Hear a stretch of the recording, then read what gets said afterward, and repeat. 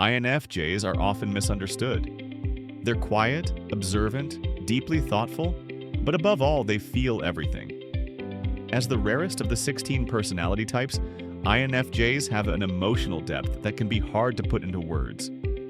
They see through surface-level charm. They sense hidden motives, and yet they still choose to believe in the good in people. They forgive often. They make excuses for others. They try to understand pain, trauma, and flaws. But there's one thing that INFJs will never, ever forgive: emotional betrayal through manipulation. This isn't about forgetting someone's birthday or saying something hurtful in anger.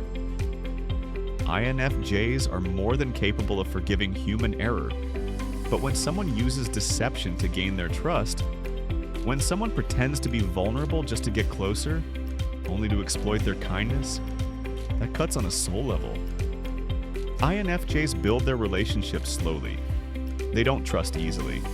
So when they finally open up to someone, when they let someone into their rich inner world, it's a sacred act. And if that person turns out to be playing a role, wearing a mask, or using them for emotional validation, it shakes the INFJ's reality.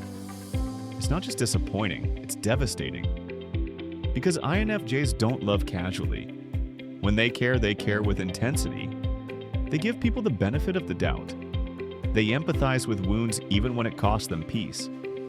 But the moment they realize that their empathy has been weaponized, when someone uses their compassion against them, it flips a switch, one that never flips back.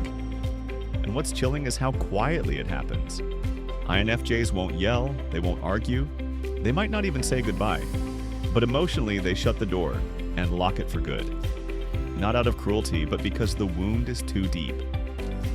Trust for them is sacred.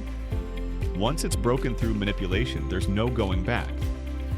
And here's the thing, most people never see it coming. Because INFJs will still be polite, still be composed, still smile. But behind that calm exterior, they're already gone. They've emotionally withdrawn, reclaimed their energy, and erased the space that person once occupied in their inner world. They don't do it out of spite. They do it to survive. So if you're close to an INFJ, cherish it. Be honest with them. Be real. They don't expect perfection. They don't need constant reassurance. What they need is authenticity. Because once they detect manipulation, once they feel that their openness has been used against them, there is no apology, no explanation, no second chance. That's the one thing INFJs will never forgive. If you're an INFJ, have you ever experienced this kind of betrayal? Let us know in the comments. And if you've ever loved one, remember, honesty isn't optional, it's everything.